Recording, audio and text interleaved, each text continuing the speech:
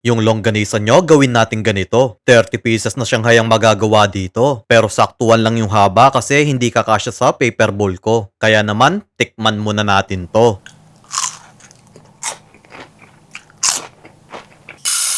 Magsaing muna tayo. Gagamitin ko yung bago kong kutsilyo, bale isang set na to. Tapos, 4 na longganisa ang lulutuin ko. Bawang flavor nga pala ito, hiniwa ko lang ng maliliit.